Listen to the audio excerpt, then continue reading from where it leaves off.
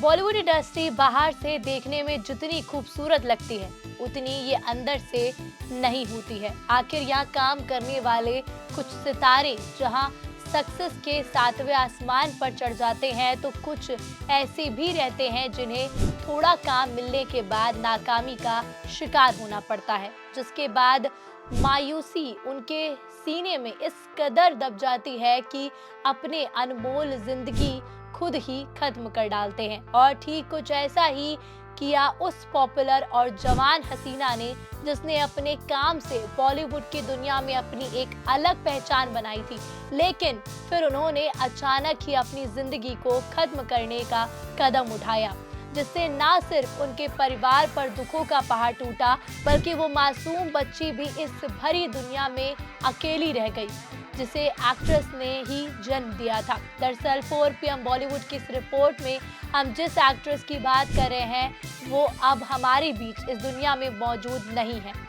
उन्होंने खुद ही अपने हाथों अपनी जान दे दी। उनका नाम शिखा जोशी है, जिन्होंने BA पास फिल्म में काम किया था और इसी से उन्हें अपनी पहचान भी मिली थी। शिखा की बात करें तो वो एक मॉडल थी और जिस वक्त उन्होंने तड़प तड़प कर अपनी जान दी तब वो 40 साल की थी। हालांकि उस उम्र तक वो अपनी जिंदगी में इतना कुछ झेल चुकी थी कि मौत को गले लगाने को मजबूर हो गई थी। बताया जाता है कि शिखा जोशी एक्ट्रेस बनने का ख्वाब लेकर मुंबई आई थी, पर यहाँ स्ट्रगल उन पर हावी होने लगा। शिखा के बारे में ऐसी रिपोर्ट्स है कि वो शुरुआत में एक्ट्रेस मधु भारती और उनके पति रियाज पठान के साथ फ्लैट में रहती थी। रिपोर्ट के मुताबिक उन्हें असली परेशानी साल 2015 में शुरू हुई। तब शिखा जोशी काफी परेशान रहने लगी और जिसके बारे में मधु भारती ने बताया था। उनके मुताबिक उन्होंने 2 हफ्तों से घर से बाहर भी कदम नहीं रखा था, बस पूरे दिन परिवार से ही फोन पर बात करती रहती। इससे शिखा जोशी की हालत ऐसी हो गई थी कि उन्होंने खुद को शराब के नशे में डुबा लिया था। और फिर एक दिन ऐसा आया जब उन्होंने सबसे दूर जाने का मन बना लिया। मई 2015 की बात है, दोपहर होते ही शिखा ने शराब पीना शुरू कर दिया। मधु भारती भी उन्हें कंपनी देने बैठ गई और एक दोस्त और घर आ गई और थोड़ी देर बाद मधु की आंख लग गई और जब नींद टूटी तो देखा कि शिखा आसपास नहीं थी, जबकि दूसरी दोस्त अनु जो घर आई थी वो वहीं बैठी थी। मधु भारती तो जानती थी कि शिखा किस दौर से गुजर रही है, इसीलिए उन्होंने पूरे फ्लैट में हर जगह उन्हें ढूंढना शुरू किया।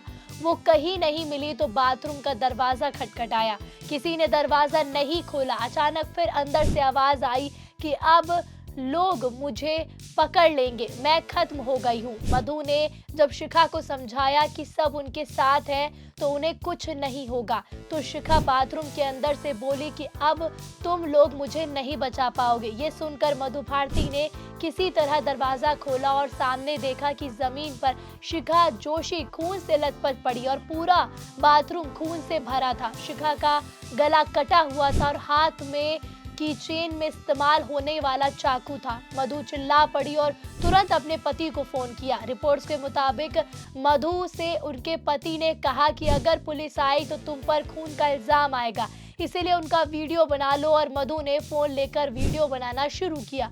वीडियो करीब 2 मिनट का था, जिसमें मधु भारती पड़ोसियों को ये बताती नजर आती है कि शिखा बोल रही है कि वो डॉक्टर शर्मा की वजह से मर रही है। शादीशुदा मर्दों ने उनका शोषण किया है। बताया जाता है कि शिखा जोशी के गले में चाकू के 3 कट थे और जब उन्हें अस्पताल ले गए तो डॉक्टर ने एक्ट्रेस को मृत घोषित कर दिया। मौत का कारण एक्सेसिव ब्लड लॉस है और कुछ देर पहले अगर शिखा को हॉस्पिटल लाया जाता तो उनके बचने की उम्मीद कुछ हो सकती थी। वही एक और मीडिया हाउस की रिपोर्ट से पता चला कि मधु भारती ने बताया था कि शिखा जोशी 15 मई की रात सोई नहीं थी, परेशान थी। उन्होंने रम पी और फिर कुछ खाते हुए लैपटॉप देख रही थी। फिर शिखा ने अपने फेसबुक अकाउंट का कवर चेंज बदला और मम्मी पापा की तस्वीर लगाई। इसके कुछ देर बाद शिखा ने फेसबुक पर लिखा, मैं अपना बचपन फिर से जीना चाहती हूँ, जब मेरा परिवार ही मेरी दुनिया थी और अब मेरी पूरी दुनिया मेरी फैमिली है।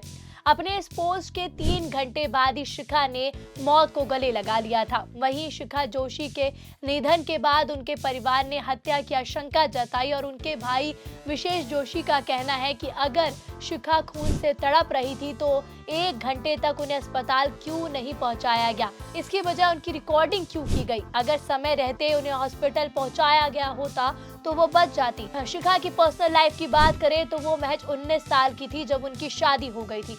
शादी के 1 साल बाद उन्होंने बेटी शवनी को जन्म दिया, लेकिन कुछ समय बाद ही उनकी शादीशुदा जिंदगी में दरार आ गई और शिखा ने पति से तलाक ले लिया। तलाक के बाद बेटी की कस्टडी हासिल करने के लिए शिखा ने लंबी लड़ाई लड़ी। वो बेटी का खर्च उठाने के लिए मुंबई आ गई और उनकी बेटी नाना नानी के साथ दिल्ली में ही रहती है। वहीं शिखा ने मौत से 2 साल पहले एक शख्स से दूसरी शादी की थी जिसके साथ वो मलाड में रहती थी, लेकिन फिर अचानक उनका पति अमेरिका चला गया और शिखा अकेली पड़ गई।